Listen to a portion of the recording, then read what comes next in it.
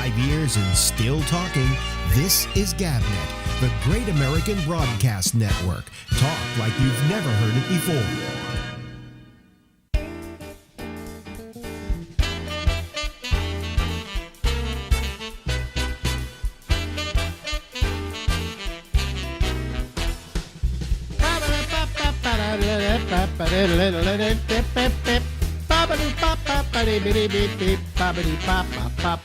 Hello, everybody.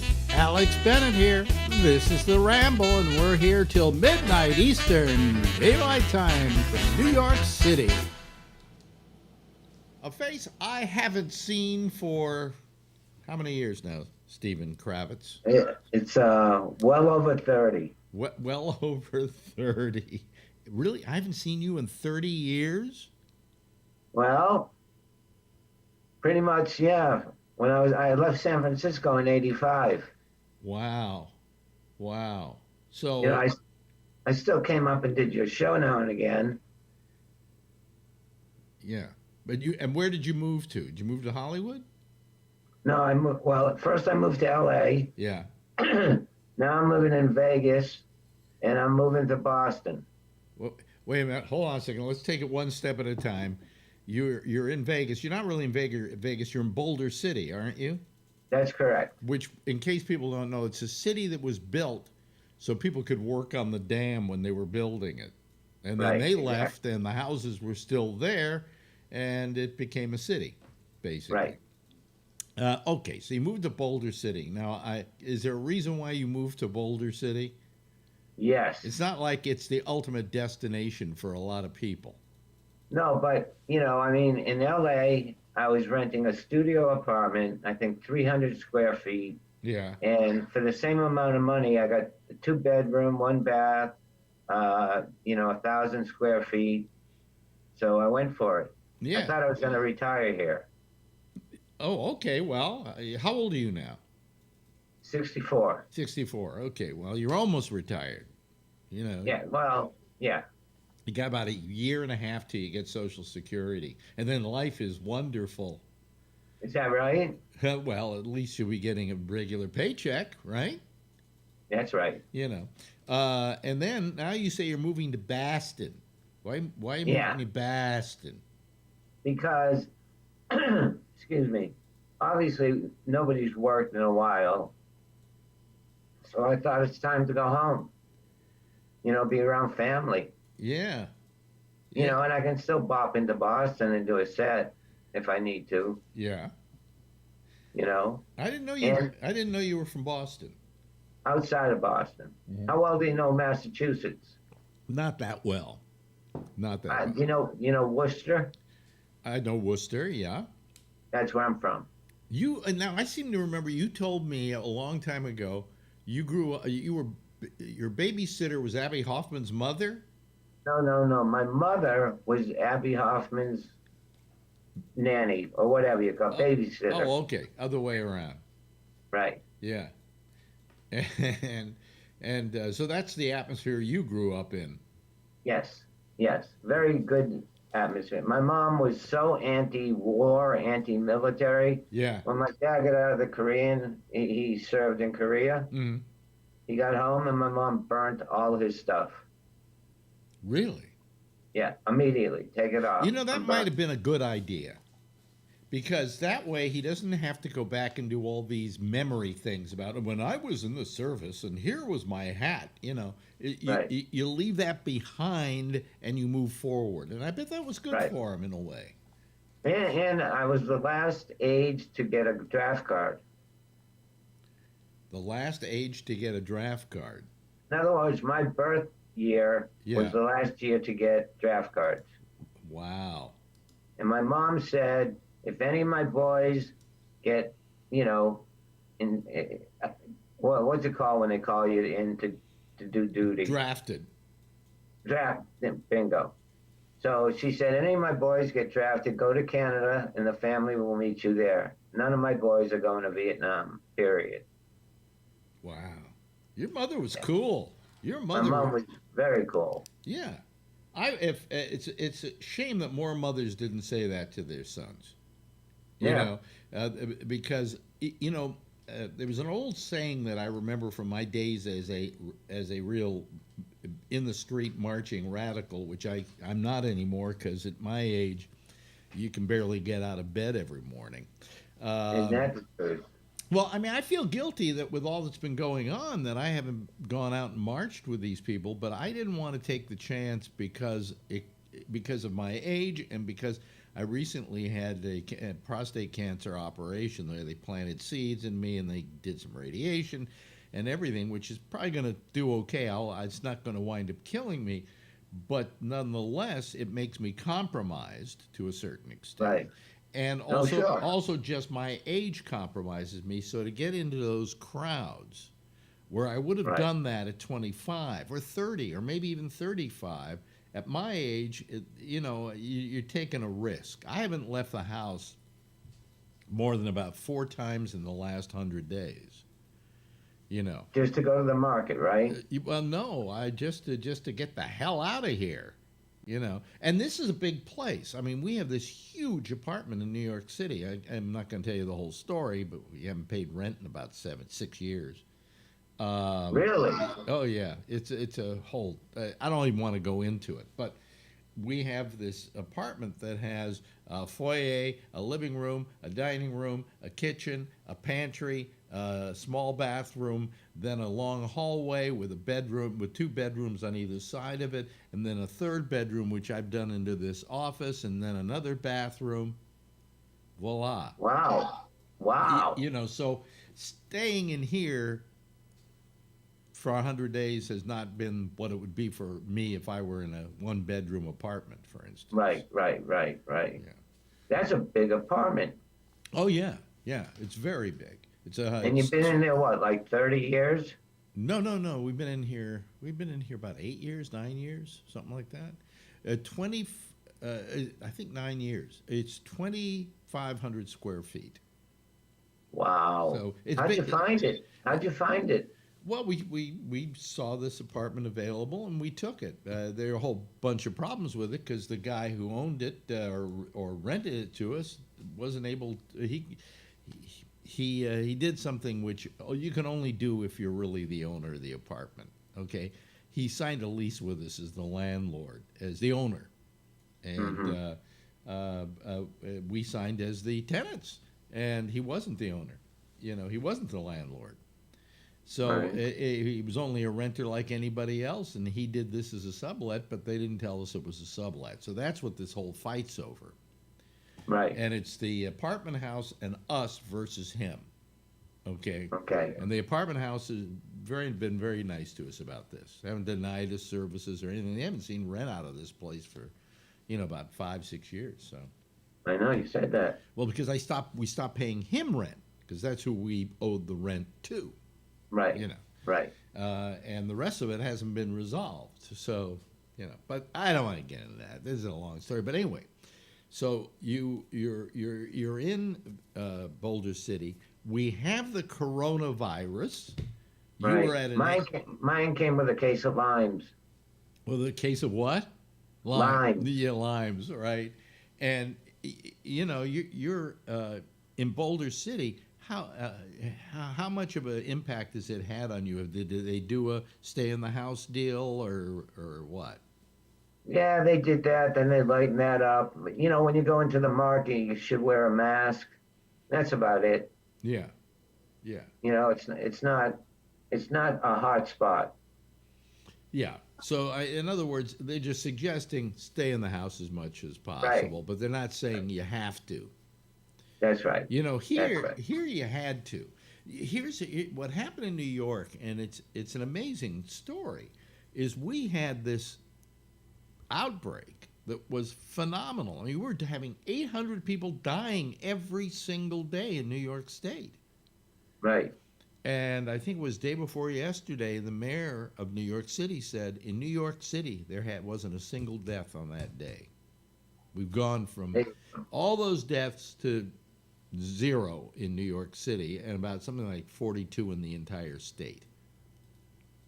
Now, is the virus a hoax? No. It's real. No, it's real. It's absolutely real. I mean, I have certain people that I've been trying to get a hold of that don't answer me back, and I think they could be dead from it. I mean, it might seem like a hoax if you're living in Boulder City, Nevada, okay? Right. If you live in New York City, you know it isn't a hoax. You know, Right. we locked down. We went into our apartments and stayed there, and the only sound you heard out on the streets were sirens. Right. I mean, and lots of them. Oh, You know, so if that's a hoax, it's a pretty cruel hoax. yeah, no shit, right? Yeah, yeah. So you gotta. It's we've gone through hell here. And especially somebody like me. I mean, I have certain procedures that I have to do following the operation, like CT scans and blood draws and things like that. I haven't done them. And I told the doctor's office that I'm not going to do them until I see the coast is clear and I can go get my blood drawn, which I'm going to do next week, or I can come out to Mount Sinai and not feel like I'm going into a petri dish. Right. So, I mean, I just want to stay safe myself. I don't want to die because I had I had the procedures. I had some radiation, and then they did the seed implants in my prostate, and supposedly that will take care of it. Well, what's all the testing going to do? It's just going to see what's happening and if all the seeds were in the right place. And, they expect my blood test to come out high because for the PSA or whatever, because they've used my prostate as a pin cushion.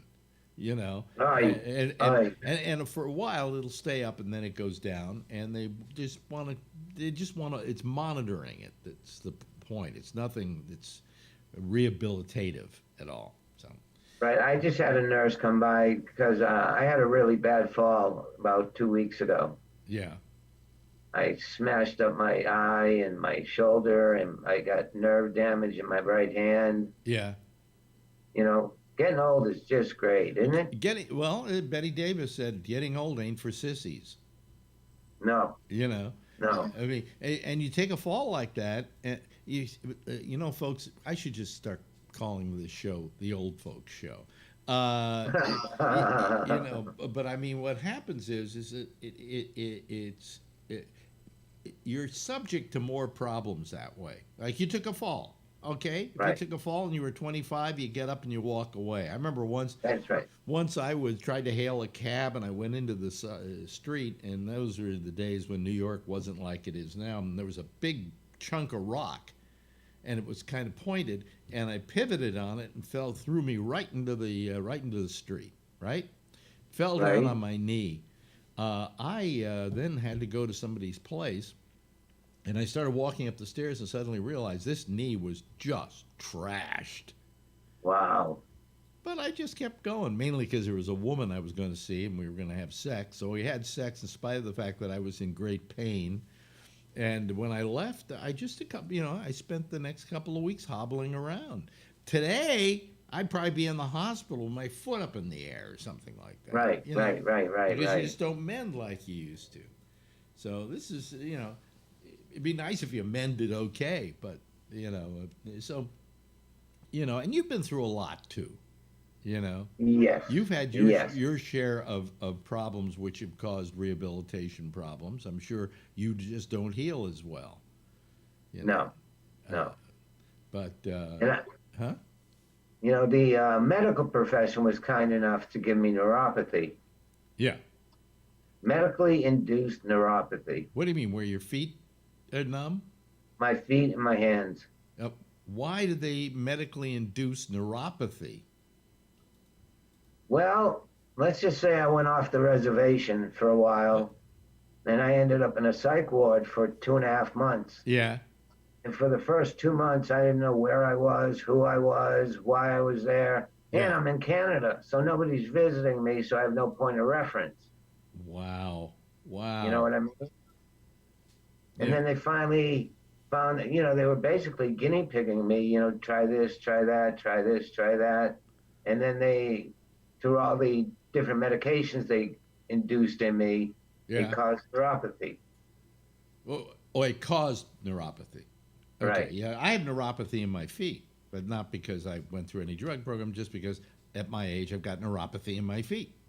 Right. So it's great having numb feet all the time. You don't know when you have socks on or don't have socks on. Hey, listen, we spent a nice little bit of time with you, Stephen, and it's so great to see you. And you look great, Alex. Yeah. Well, we can talk about that next time. Anyways, right. Stick around. And but right now, for our audience, I want to say goodbye. And this has been Stephen Kravitz, ladies and gentlemen, one of the truly funny people out there. Who it's a shame that he can't work anywhere right now, but that's the coronavirus for you. Thank you, Stephen. Thanks, Alex. 5 years and still talking. This is GabNet, the Great American Broadcast Network. Talk like you've never heard it before. Yeah, that's Steve Kravitz, and I'm glad we caught up with him, and we'll have him on again next week. Anyway, still allergies, and I Echo. What's the pollen count? Today, expect high levels of tree pollen and moderate levels of grass. High pollen for trees. Okay, all right, shut up. Anyway, we're ready to go here. We are, as you know, using, for the time being, we're using Zoom. We like the way it works. And we hope you enjoy the way it works as well. If you want to use it, if you want to call us, it is so simple, it's ridiculous, all right? And here's what I suggest you do.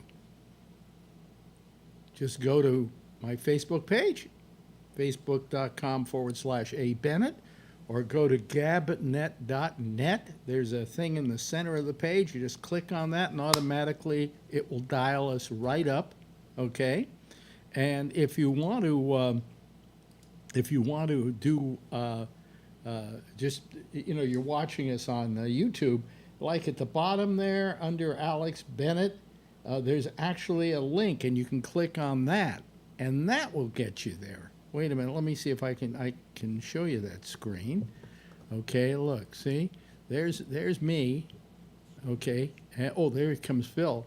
But right there at the bottom, you can see that. Okay. Anyway, here we go. There you are. Let me just change to gallery view. And there we have. Could you turn yourself sideways there, John Larkin? You are. Yeah. Yeah. Let's see if that changes it. No, actually, try it the other way. What? And see if that does it. Then go the other direction from where you were. No, turn it. Got to go the other way. Yeah, the other way. Foot. Let's see. It doesn't. No. There. That's perfect. No, it's not. No, What? it's not. You're upside down here. Oh, okay. Just okay, go back okay. to the way you were. Okay. All right. Okay, how's that? Apparently, what are you using? iPhone. Using an iPhone. That should change it, but it doesn't change it. So. Yeah, that's okay. I'm seeing myself on YouTube. Yeah. Okay. That's fine.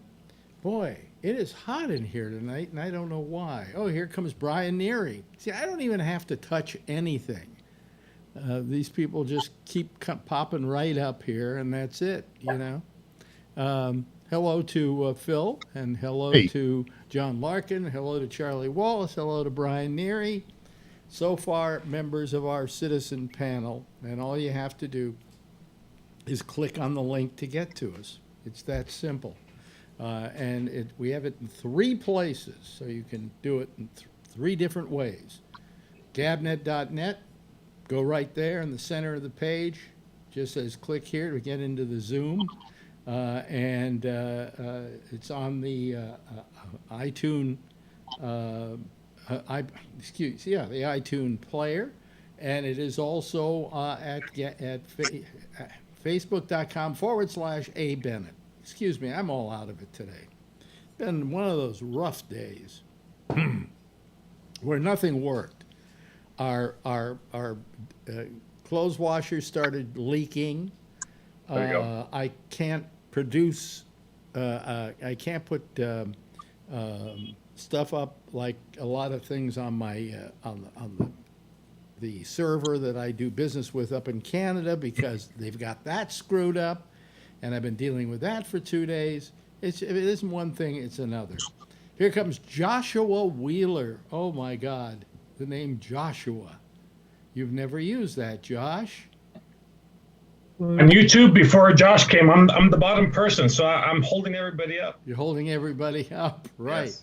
You're like Atlas. Yeah, Yes. yeah. And anyway, and on top of that, I'm a little hoarse today because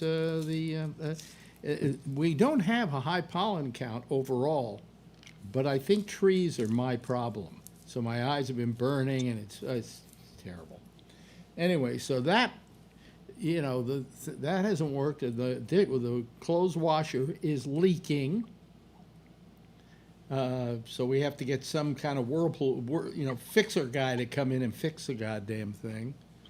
You know, nothing's. Oh yeah, and then Marjorie has this little face cleanser thing she bought that costs about $200.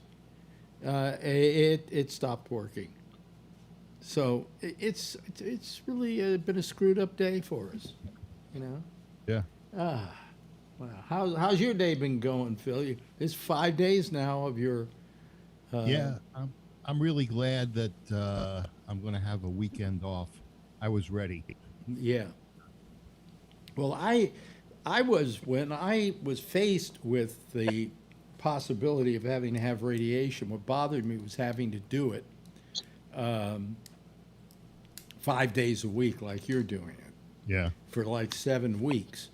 And in my case, no. I said, no, 5 days, every other day, and then you're in and out, and you're taken care of. So, because I still have a prostate. See, that's what happens when they remove the prostate. They have nothing to radiate. Yeah, but I got hair, even though it was moved around. I still have hair, and you don't. Oh, well, get ready to lose it. Ah, this stuff will stay. Why is it stapled in? Yeah, they take it out of the back and they staple it in the top. Mm-hmm. And it hasn't receded at all because it looks like it's not the same amount of hair they put in. It is. It's just that I had additional natural hair that fell out. Okay. So this what they put in is what's left. Oh, is that it? Yeah. Oh, okay. Because what I was reading is that they say that the coronavirus may attack people who are bald. Well, then I'm safe. Because they have too much testosterone. Yeah, well, I don't have to worry about that anymore. Well, no, what's happening is you may be saved from the coronavirus because you're taking that hormone right that stops your testosterone from growing. Yeah. Or whatever.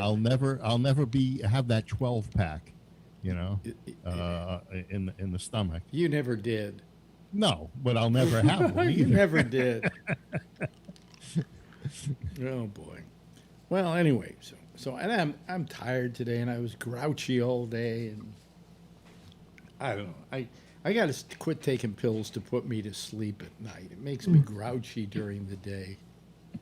You know. Yeah. So, and then girlfriend can't stand me, but then again, she pisses me off sometimes. So. Oh, you got it on whatever view puts the person in. That's What? You got it on the main. What do you call that view? No, you do. Oh, I do. Yes. Yeah. You have a speaker view. Oh, okay. See. You're So, learning. the You need to stare at yourself all night. What he's talking about, folks, here's the difference. I take it, put it on speaker view, and there we see we got all the people across the top, and there we got Brian Neary. But then we go back to gallery view, and that's like this. See? Isn't that nice? That's simple. Anyway, where were we? Okay. So I had a little something I want to talk about tonight that really is kind of bothering me. Have you heard the whole flap about Gone with the Wind? Yeah. Yeah. They want to, Warner Brothers, who has HBO Max, one of their big things was they had Gone with the Wind on there. And then, of course, this whole thing has happened in the last couple of weeks, and they have removed it from being played. And they say because it's racist. Yeah. And that bothered me. And I'll tell you why it bothered me.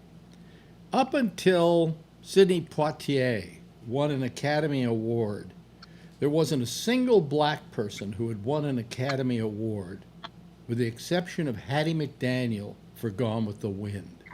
I Ain't Birthing No Babies? Is that No, that was Butterfly McQueen. Oh. Yeah. Hattie McDaniel was marvelous in that part. The part she played was kind of a black woman who looks at these white people like they're assholes, and just kind of always giving Scarlett the eye like, oh boy, And I just think to rob that woman's performance from the American public and from history and the history of film is a terrible, terrible slight.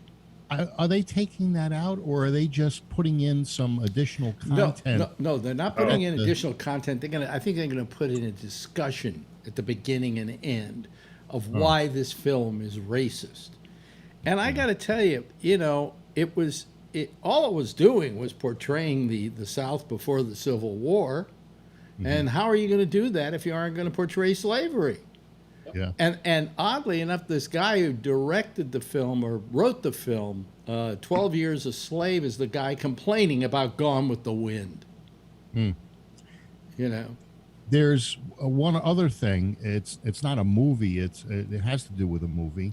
I've never been there. Is there a thing? There's a thing called Splash Mountain. Well, I was going to get into that. That's the next thing I was going to get into. Then there's another bad situation. There's a picture called Song of the South. Right. Oh, yeah. Which I've seen. Mm-hmm. Have you seen it, Charlie? Yep. What was your opinion of it? I love the song Zippity Doo Dah. I like the movie. Yeah. Now, let me explain something to you. That film has a portrayal by a guy by the name of James Baskett, I think was his name.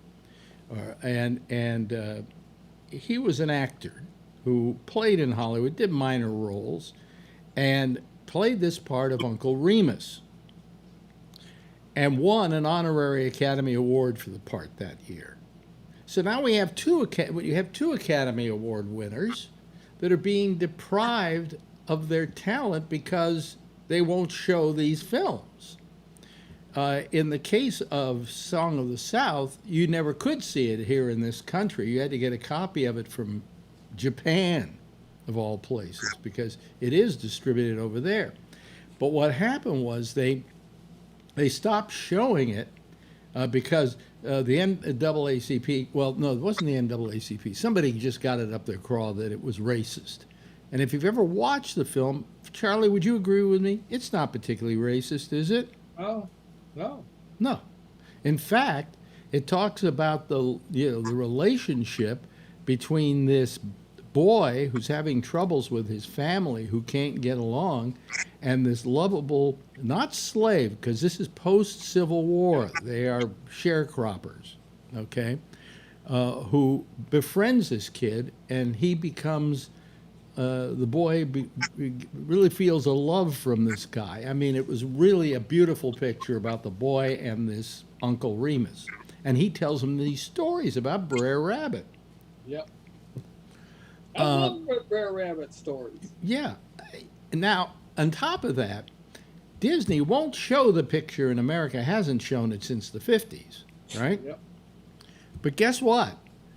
There's a ride at Disneyland called Splash Mountain, which is based on Song of the South. So kids are riding this ride with the song Zippity Doo Dah going on before it and all of that. And the kids don't even know what it refers to. Yeah. add to this one other thing, and that is, I guess this means we're never going to see Amos and Andy again. Yeah. All right.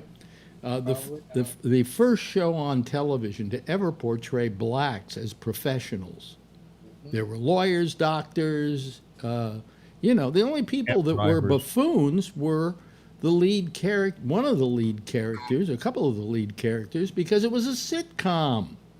I mean, are all women like Lucy? It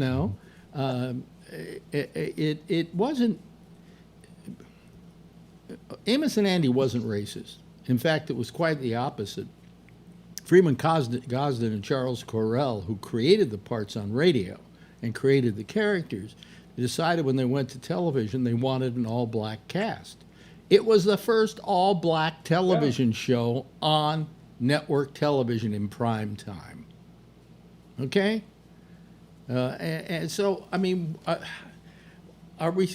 And by the way, one of the actors on that show was the guy, Johnny, what was his name? Who played the voice of Brer Rabbit in Song of the South. He played, oh God, I can't remember the name of the character. But kind of a goofy guy. I don't know. Is it me or I'm going to defer to Charlie on this one because, you grew up with this stuff. Yeah. Did you ever? That's the only way I saw Song of the South is I was around in the 50s. Yeah. And when you saw Amos and Andy, did you feel a certain maybe pride that your people were being represented on television? Yeah, because my dad was a doctor.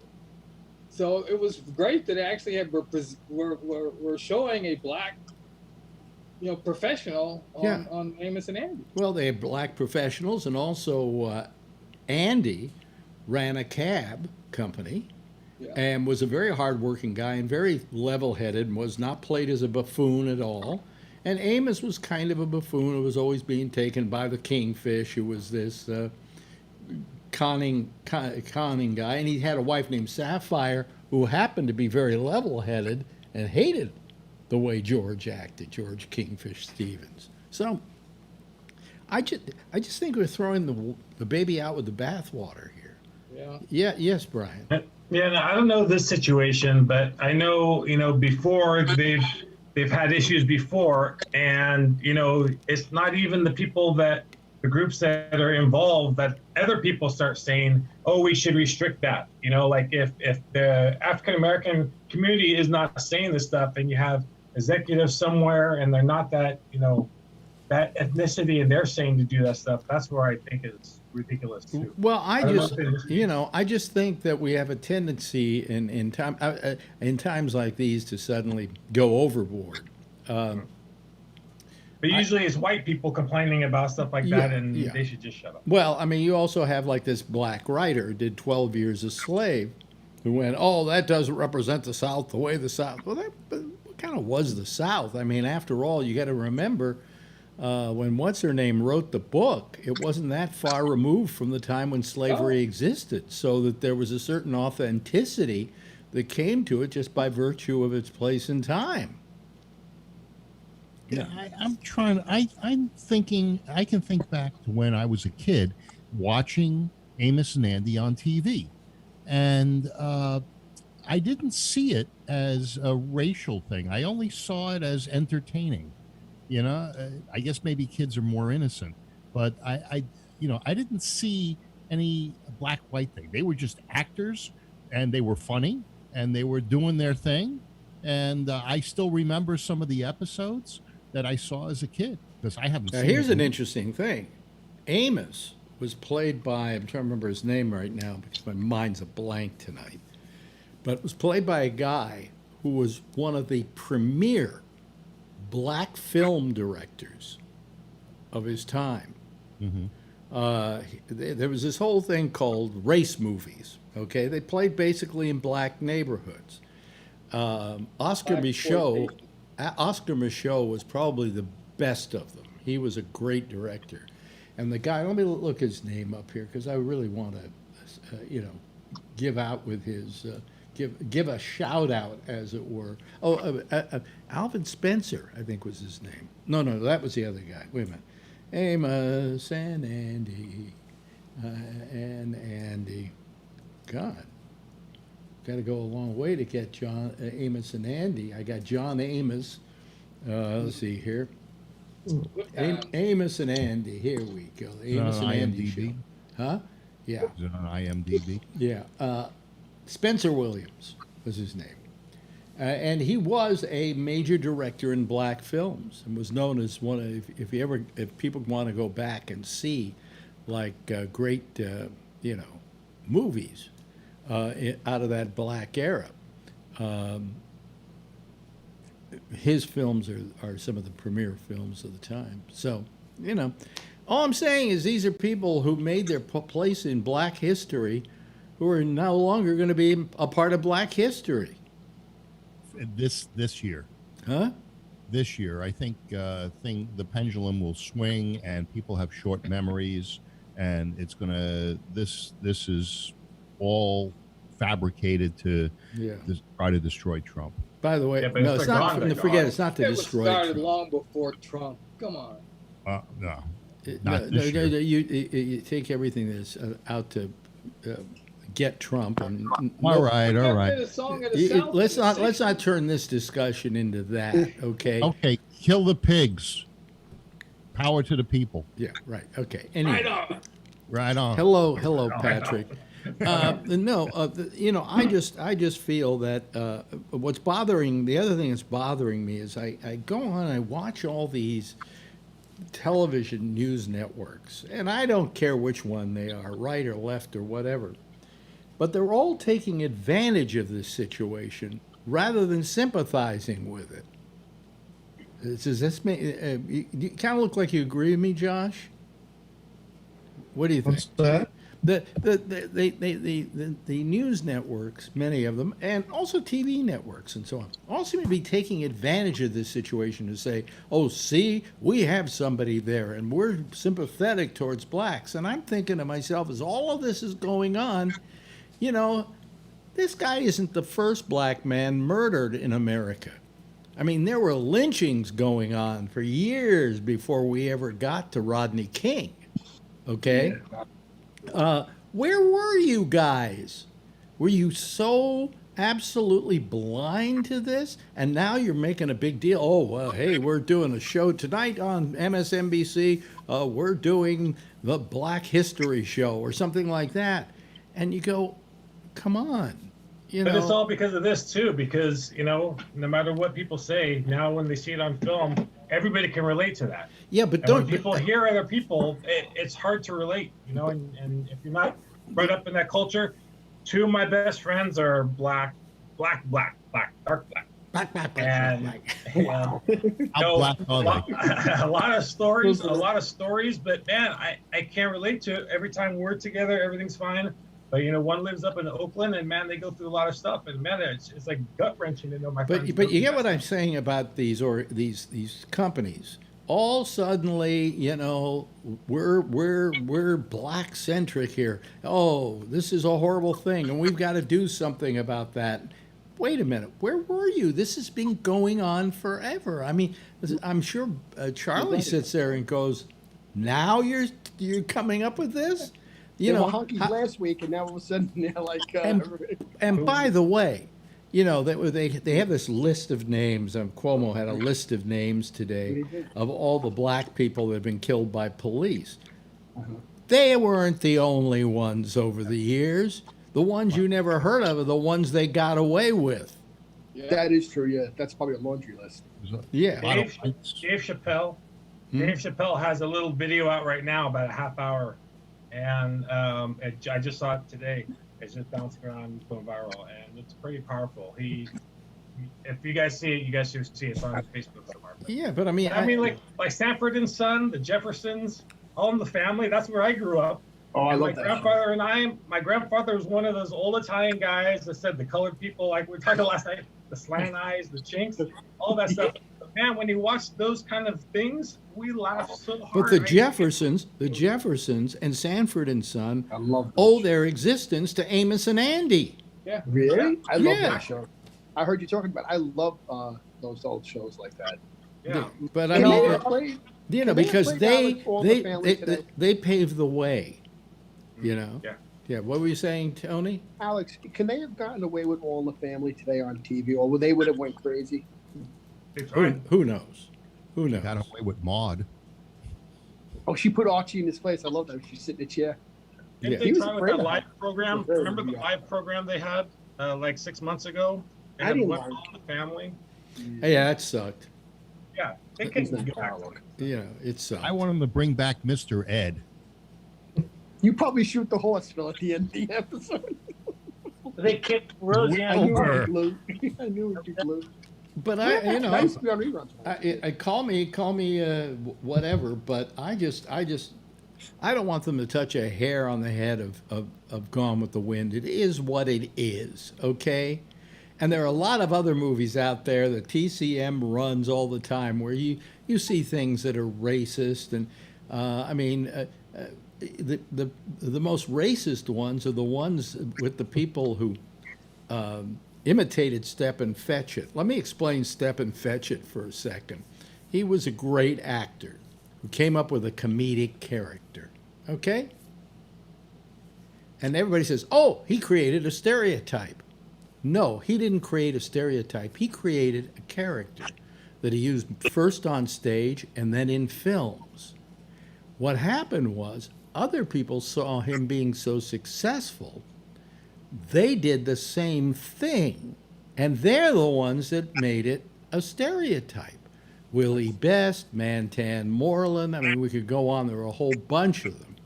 And they were all doing this, oh, feet don't fail me now routine. What does that mean, Pete? What does that mean then? You think when you used to say that? Well, it's just a very It's not racist. bad. Oh, that's it. Oh, Yeah, yeah. Feet don't fail me now, or I seen a ghost. You know, they would have the black guy. They'd have I remember the Flintstones they'd used have to do that. Mantan Right. Moreland see a ghost, and all of a sudden somehow they would turn him white.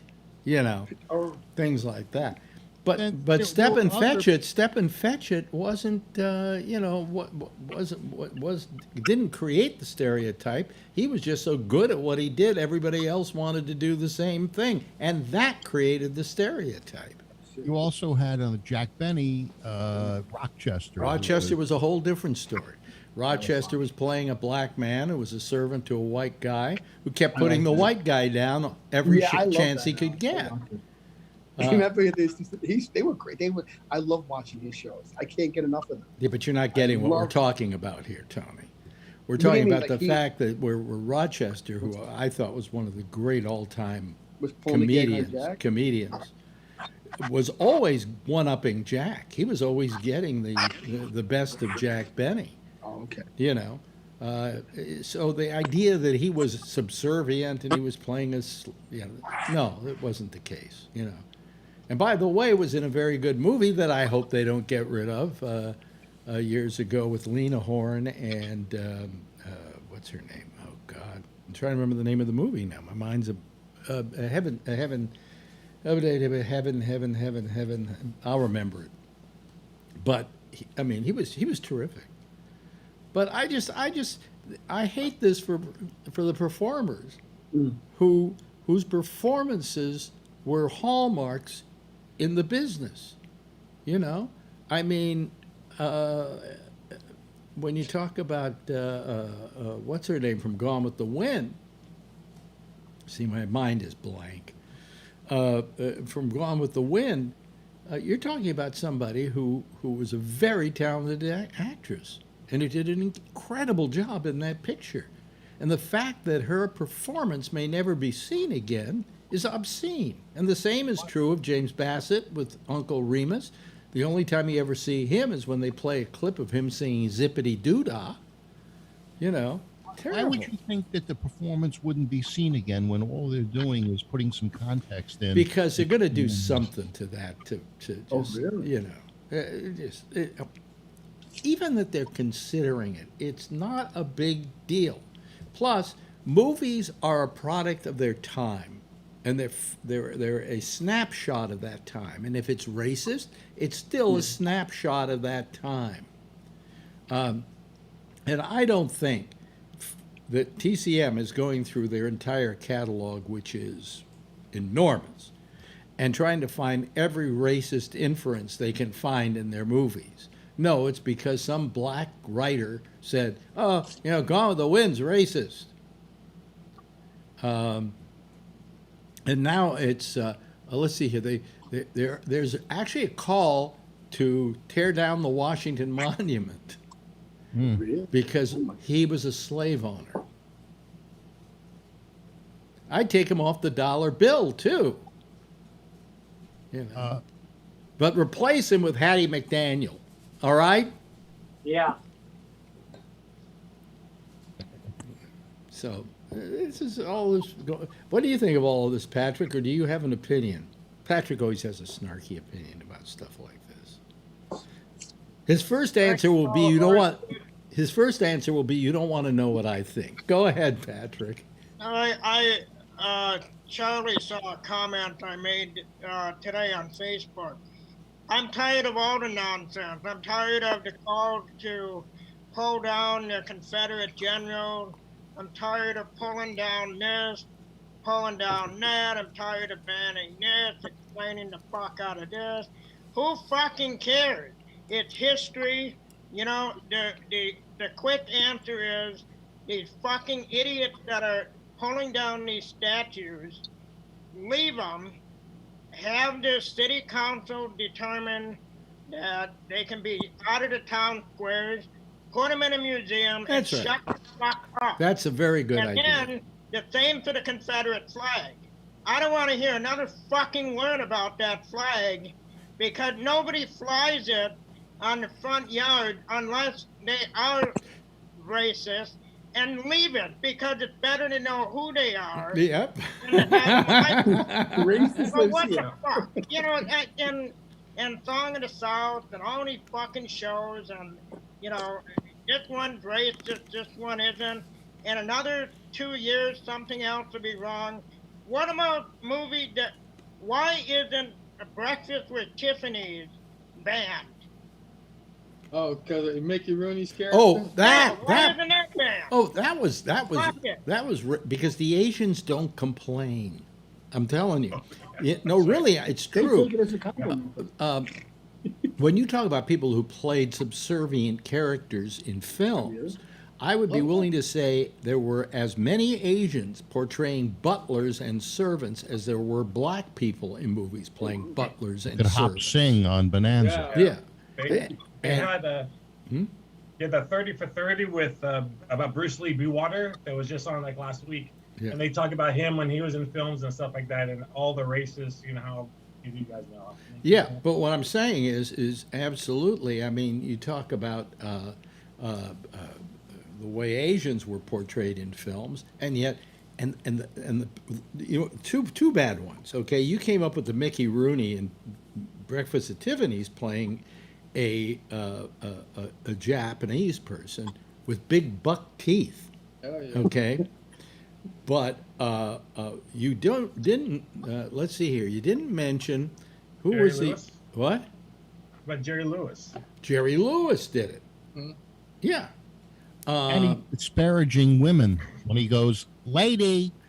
Peter Sellers played Charlie Chan. And we must not forget Sidney Toler, who played Charlie Chan for years, who was a white man.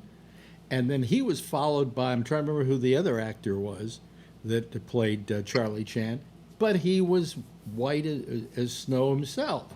And he was always playing opposite Key Luke, who really was Asian, and probably looked at him and said, I could do this part. I could really do a great job of this part. But didn't get it because the white guy got it. And yet, you do not have Asians complaining, and they don't complain because they just figured, fuck them. We're gonna have our own community. We're gonna take care of each other. We're gonna have our own lives.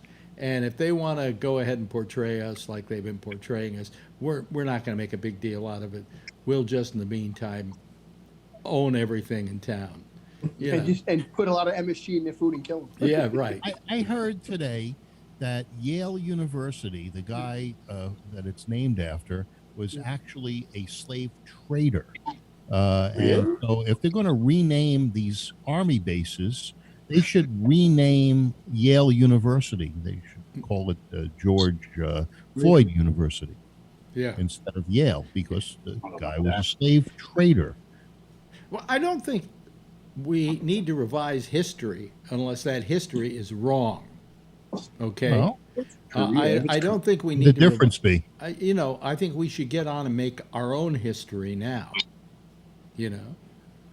But John, how you feeling about this? You've been really quiet. Oh, I thought the Beverly Hillbillies, that was horrible. The way they portrayed X, that was, Who? Kidding. I'm trying to be funny. Oh. I got it. It's funny. Yeah. Well, I didn't like it because they were portraying in a negative light a Trump voter. Right. And I. No, but a lot of people from the South, they didn't like Hee Haw. I mean, the way they were portrayed on Hee Haw. But it was still a really popular show because, the music and everything. Mm-hmm. It taken Paw Patrol off of television. This is a cartoon about a cop. Oh my God, really? Yeah. There's a cop. There's a Girl Sky. I know all of them. There's a Dalmatian for the fire guy. There's guess whose Everest kids Recycle watch guy. this show? I took my daughter to not on ice, but they did like a performance thing. And, Are they really? Are they taking Paw Patrol off? Yes. That's what I heard. Yeah. Along with Cops and Cops. all those other ones. They're talking about getting rid of Law and Order, and especially the Mariska Hargitay character, who's always been a very compassionate character, supposedly, on the show. I never watched the show, but they're thinking of getting rid of that character. If it wasn't for Law and Order, I wouldn't have known to take a black light to a hotel room and put it, on the comforter to know whether or not I wanted them to change it. See whose juices had flowed before yours. Yeah. Where are you staying? Yeah, I mean, are we getting? Are we going? Are we going crazy now? Because all these people, as I say, where were you? Where were you before? George Floyd might not be dead now if you'd been speaking up a couple of years ago. But now's the time you're going to. Oh well, now's the time to do it. And let me ask Charlie, because he's the one who's most affected over any of us here by this. Do you feel this is going to change anything? I'm not holding my breath. Oh wow! You don't think he's going to go to jail? You don't think he'll go to jail? No. That's not what we're talking about, Tony. Oh, okay. We're talking about as soon as this election is over, all of this goes away. Is right after November. It will completely But didn't Cuomo sign that bill today for reform? Yeah, he did sign a bill today. Yeah. Executive order. Executive state order. And he has the backing of the. Oh no! Excuse me. It was voted by the state senate and the state assembly. Yeah. Because he had the two heads of that there, and along with Al Sharpton, who I've never had any great love for, but I have to admit he's been doing a pretty good job lately. Yeah. He gave a good speech. In fact, today when he was talking with Cuomo, he said, "I go way back with Mario Cuomo when I was fatter than I am now and stupider." So he kind of admitted that he was not the kind of person he has become. He was not proud of that person. And because when he said that, I went, okay, I'll give this guy a shot. Okay, at least he's being humble. I know it's humble. What, Al Sharpton humble? Come on. I still like when that guy beat him up in the chair. Downey. Downey, yeah. Morton Downey Jr. show. Yeah. Downey, yeah. Beat the crap out of him. He went right down. But anyway, hot towel he dropped. Yeah. But I think things have to change. Something has to change this time, because if it doesn't, the next time it's going to be all out riots. When you see all the white people and you see everybody out in the streets, and like I said, maybe coronavirus has something to do with it because a lot of people aren't going to jobs. They can protest like they would want to, but man, with all the stuff that I've seen out in areas I've never seen before, and the crowds and the crowds that are nonstop. This hasn't been like 3 or 4 days, and like after that one weekend, the first weekend, everything died down. But everything's being kept going strong, and it's gonna be sad if there aren't changes this time. What's your feeling, Josh? You've been kind of quiet here. I mean, I think this is what the left normally does. They take a single issue and a single problem, and they decide to use that to try to fix everything they see wrong with the world. I mean, yeah, I don't understand what, tearing down a Confederate statue, for example, whether you think it should come down or not doesn't matter. I just don't see the relationship to what happened to George Floyd, and I don't see why removing it is supposed to be an answer to helping people in the situation that he finds himself in. I guess I can understand how some people are going to draw a parallel, but you removed a piece of marble. You didn't solve any problems. You didn't offer any solutions. It's not going to do anything. And the only way to change people's behavior, in my opinion, is to change their mind. And in order to change a person's mind, you need to teach a person or educate a person. You can't educate a person or teach a person by hiding all the facts on the other side of your personal argument. That's not called learning, that's called indoctrination. Mm-hmm. So you can't sweep everything that you don't like under the rug. Especially when you enter the world of entertainment and those realms, and then you start impinging upon other people's personal freedoms or the rights that they have to watch certain things. Yeah. I'm sure you might have heard, but when Game of Thrones ended, it was supposed to be replaced with a show done by the same people. And that show was going to be one of these alternative reality shows, and it was going to be called Antebellum. And it was going to be an alternative reality show where the Confederacy had won the Civil War. Yeah. And it was going to take place in late in the century when slavery was still in place and worse than ever. And I don't know much more about the rest of the plot. I just know that the show was ready to go and was done. And before it could even get started, there was so much outcry about a show like that, and they just gave it up. Why? Maybe I wanted to watch that show. Without knowing what the take was going to be on. But even if it is bad, who cares? Maybe I like that kind of movie. I guess what I'm saying is, what's next week? I like movies where someone is wronged, and then they like to go kill all the people that wronged them. That's my favorite kind of movie. But you don't like that movie. So now you don't want me to watch it anymore. Right. Because that's wrong. Why? It's a fucking movie. John has his hand up. Antebellum. We'll get to that in a second. John has his hand up. As far as those statues go and everything, if those statues, if those statues represent people that wanted to keep me in slavery, I say fucking tear them down. I have no problem tearing them down. And if anybody says anything about like, oh man, leave them up, well, come on, bring it on. Let's have it out. But I don't think there's any real debate. I'm a white person, so I've got no business saying, hey, leave those things up. If somebody wants, if a black person says take them down, fucking take them down. Yeah, yeah, no, I would honor that. No, but I disagree because a black person said it. I don't get it. And 99% of the people, I'll get to you in a second, Charlie. Go ahead, keep going. 99.9% of the people who say tear that stuff down because that guy was such and such or so and so and he was for slavery, I guarantee you, no doubt, 99.9% of those people have never read a single book on the Civil War or the period before the war or the period after the war. I guarantee you 99.99% of those people never read anything more about the war than what was required for them to memorize a couple questions to pass a test when they were in the 8th grade and pass a test when they were in the 12th grade. So they don't have a decent understanding. I'm not defending it. I'm saying they're not open-minded. They don't want to hear the other side of the argument. Do I think those people should be glorified? In most cases, no, I don't. But I'm also not going to sit here. I mean, if you really think Robert E. Lee served in the Civil War for slavery, I don't have enough time in the next 26 minutes to fucking explain that to you.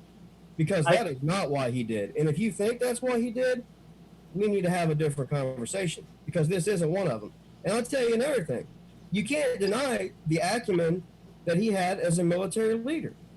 I mean, does that mean he needs to have a statue in every state? No, I didn't say it did. But let's not act like he was some old bumbling fool. He wasn't.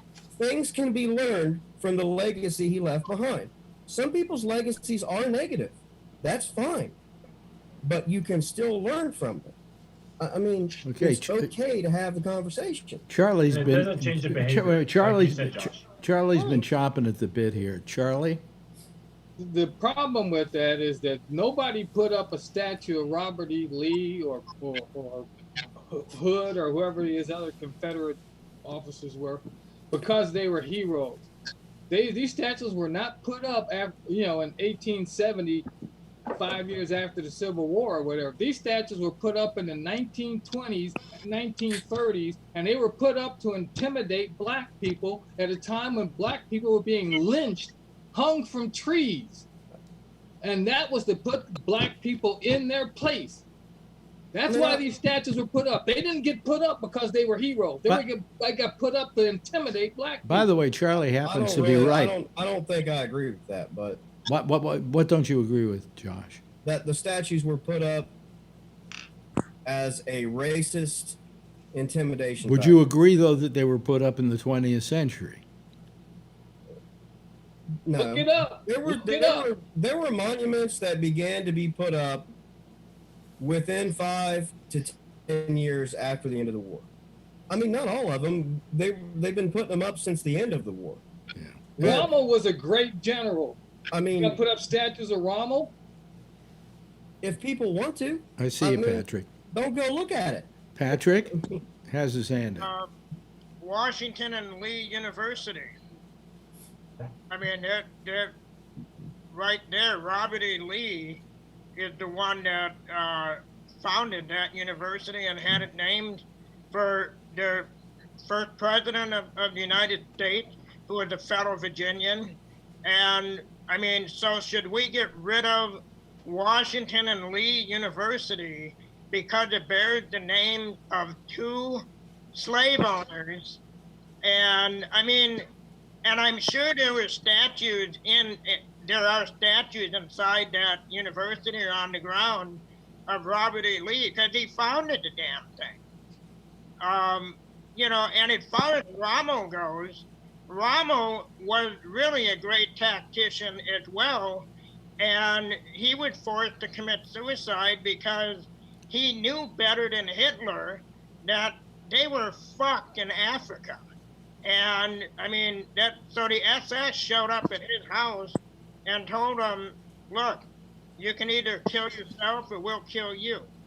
And I mean, so me personally, as a history guy, if there was a statue of Rommel and there was a plaque underneath explaining, he was a Nazi general, but he started in the German army, not as a Nazi, and if you read about Rommel, well, there's actually a question as to whether into Hitler's bullshit as not everybody who was in the German army were Nazis. They happened to be in the German army, and they became Nazis as a result of it when the Nazis took power, but they didn't necessarily prescribe to the Nazi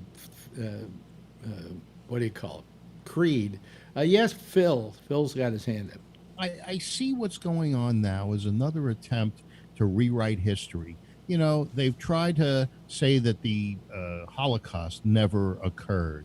There's all sorts of things that people try to rewrite. That they try to write out the Japanese that they were interned in California. They do. You don't see these things in the history books because people are embarrassed by it. And getting rid of these things is, as Josh says, you learn from the past how to deal with the future. And so if you take these things and eliminate their history, what you're doing is you're whitewashing what really happened, and people aren't going to know the truth. Yes, Charlie. The difference is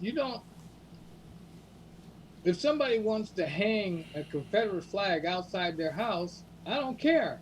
Like Patrick said, let them do it. But what I don't want is a Confederate flag hanging outside the Texas state capitol that I pay for with my tax dollars. And I don't know that I have a problem with that. I mean, that's fine. I mean, well, those monuments are at the Texas state capitol, and that's paid for by my tax dollars. And probably they should be, there was a suggestion here earlier, and I agree with it. They should be taken down and put in a museum somewhere.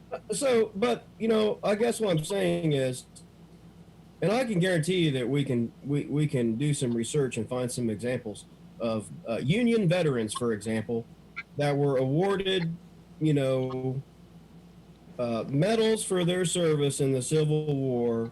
And if we comb through their personal letters that survived, I can guarantee you, especially in the earlier years of the war, we could find thousands of them who wrote home and said words to the effect of, I don't give a damn about free and no darkies. I certainly don't want the nigger moving to the north, but we can't let the Union be broken up. So are we to forget what they did because they were on the Union side and they were, not every Union soldier fought to free slaves. Boston is the hotbed of the American Revolution, and in Boston itself, after the Emancipation Proclamation, people were nervous and tried to run Lincoln out of office because they thought that was a bit too radical, because you know what's going to happen when all these slaves are free? They're going to move up here and work for pennies on the hour because they've never had anything. And we certainly don't want them coming up here and mixing with the white race. Not everyone was like that. I'm saying it's not simple like everyone thinks it's simple. So-and-so fought for the Confederacy. He's a racist. He should be forgotten. So-and-so fought for the Union. No, I didn't say forget him. I didn't say you said, Charlie. It's a larger argument than just what you said. That's what I'm saying. Everyone always takes all this so personal. The job of a historian is to not take it personal. Is to step back and look at it with the way that it was. There are no alternative facts and all this other nonsense in this business. It is what it is. And there are ways to comb through dead people's mail, okay, and diaries and find out what they thought and said when no one was looking. And I'm just telling you, if you think that every Confederate general, whether he was good or bad at his job, fought solely because he hated black people and he just wanted to enslave them for his own self-aggrandizement, that's not a true statement. Patrick has his hand up, and then Charlie has his hand up. One of the Union, he ended up being a general, Joshua Chamberlain. He was what was it, 22nd Massachusetts, Josh? 20th Maine. 20th, yeah. He was in charge of, several different people, and he would have to battle Gettysburg, and a number of people that he commanded didn't give a shit one way or the other about those darkies. And it's written about, and it's in history books. And all they wanted to do was to get in and keep like Josh said, the country as one and not have it split up. And the same with a number of the people in the South. I know nobody wants to hear that the Civil War wasn't about states' rights, but in a way it was. That was a good portion of it. Yes, slavery was a very important and big part for the South to keep slaves, to keep their economy. But you had a lot of people that they didn't want their states, you know, to be run by the federal government that they felt was screwing them the same way that we felt we were getting screwed in the colonies by Great Britain in the Revolution. Yeah, you're right. I mean, but wait a minute. Hold on a second. Charlie's been chomping at the bit here. Charlie? It's not just because they're racist that we want those monuments and statues taken down. These are people that actually took up arms and fought against the American government.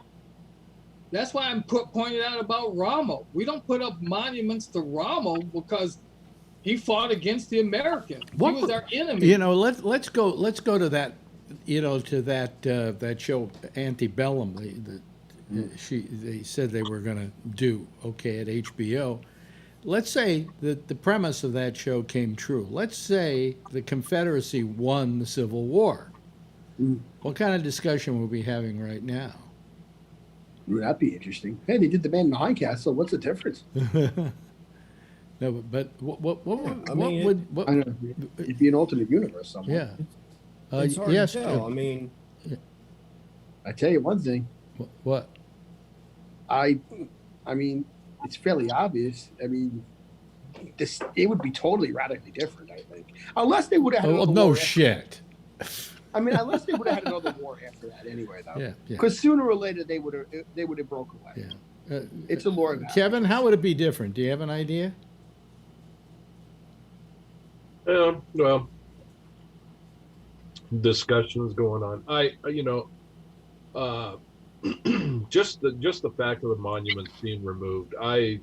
Overall, I have a little bit of a problem with it, only because it seems to me that we're sweeping history under. You know, it seems to me that we're putting history behind us, and we should keep it out there, knowing to let people know what happened, because kids nowadays won't know what happened. You know, we still have monuments, we still have Holocaust monuments. What if we just blow those up and get rid of them? No one will know what happened over there. Yeah. Same thing over don't here. know what happened now. now. I understand what Charlie's saying too. You look at the monument, that didn't tell They you shouldn't what be in government buildings. Maybe they could go somewhere else and put them into a museum that reflects that kind of a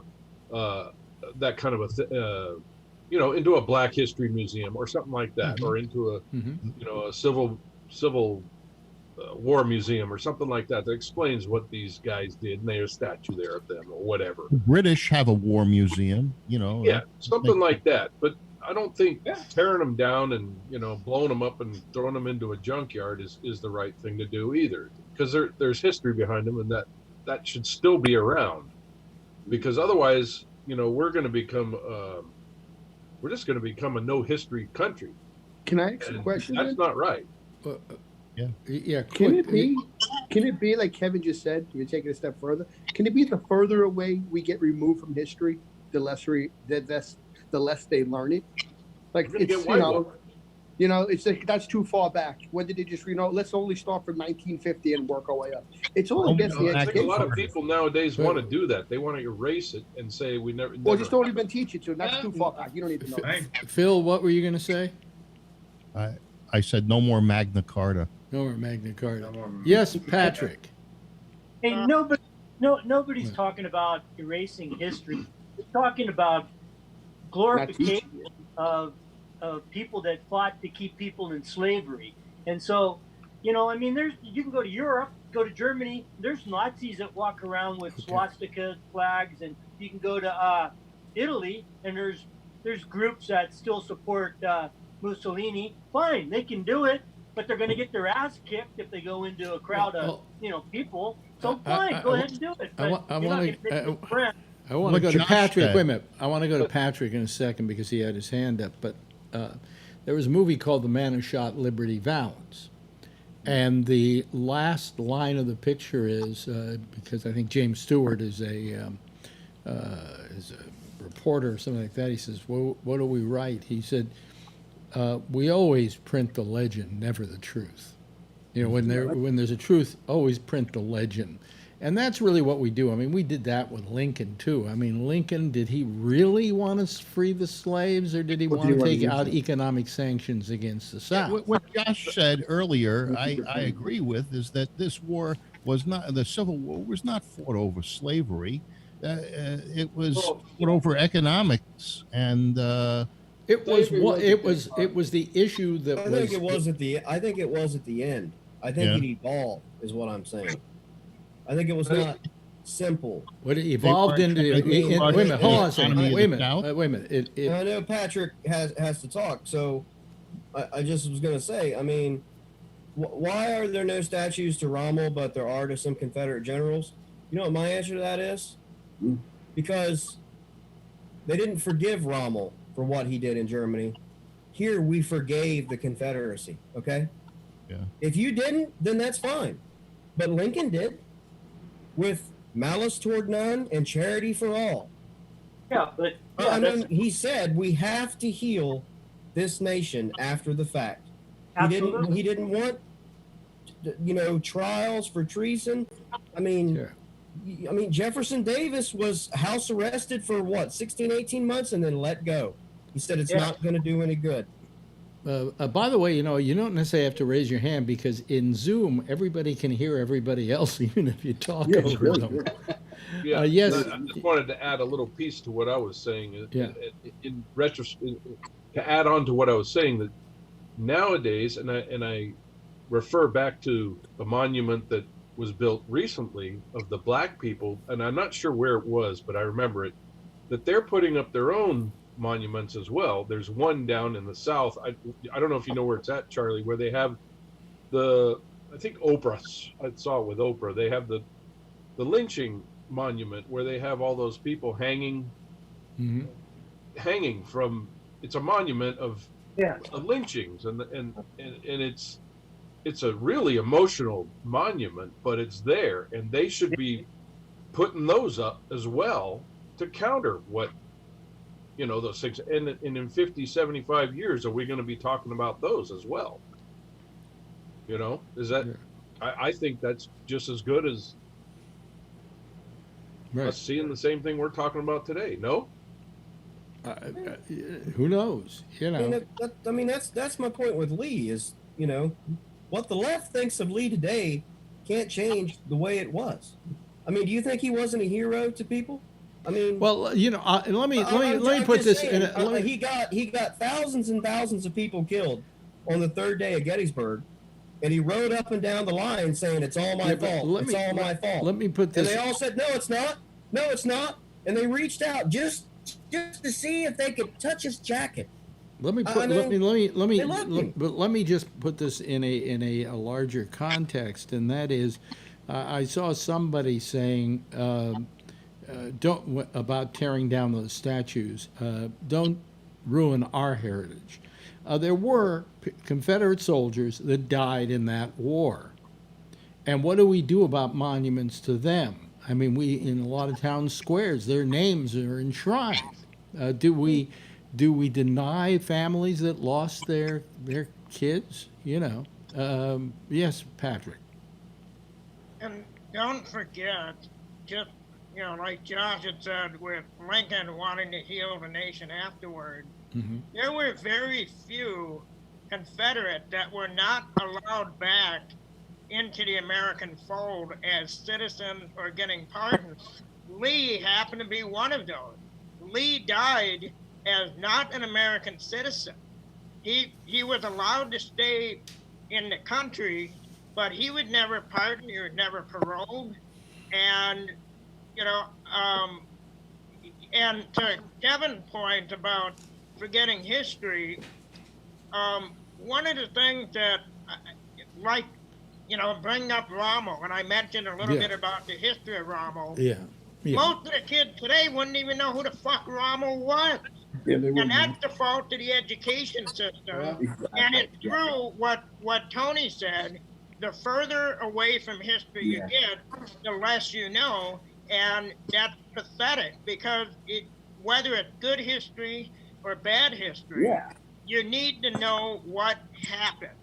And instead of just focusing on I'm sure the kids nowadays, all they're learning about is, as far as war, is what's going on in Afghanistan. Vietnam may as well have been the fucking revolution back in War of the Roses in Britain. Let me bring something They up. get little bits and pieces of this That's the education. Civil Let me War bring stuff. something They up get little bits and quickly. pieces. Who is the kid? Lynching Memorial is in Montgomery, Alabama, at the National Memorial for Peace and Justice. Charlie, you'll remember the name. What was the name of the kid who got lynched years ago? It was a horrible lynching down south, simply because Emmett Till. You know, and all these names, this long list of names that they list, Emmett Till isn't there. And Emmett Till was, you know, to my knowledge, when I was a kid, that was the big story. What is that? That's that museum. I remember seeing them. They put that up. But I mean, Emmett Till, they don't even mention. I mean, when I say this has been going on forever, that the number of lynchings that went on in the South were on a daily basis. They were almost entertainment for the locals, okay? And they yet, bring their families you out. know, where in all of this were these people who are now saying, "Oh, our hearts go out to the Floyd family." Your heart should go out to the Till family and to every other person who was ever lynched in this country, because if you don't think what happened to George Floyd wasn't a lynching, you're nuts. That's my take on it. I mean, my opinion. I'm just saying, I mean, I guess I should point out, I mean, I'm not here to defend, you know, the Confederacy at all. Okay. I mean, I think the Confederacy was obviously a mistake. It didn't work. It was a bad terrible idea. government. I mean, the states' rights mantra does not work. It does not succeed. It would take hours to go into why, but it doesn't. Okay. Right. So I'm not here to defend the Confederacy. I'm not here to defend Robert E. Lee. I mean, for as much as I admire his ability in leadership, for, you know, a cause I didn't believe in. I mean, look, I wouldn't have served in the Confederacy. I served in the Union Army. I don't have any doubts about that. So if my agenda is, if I have one, my agenda is I'm here to defend from an uneducated, ultra-left point of view just taking over because a bunch of people heard this stuff on MSNBC or whatever. That's all.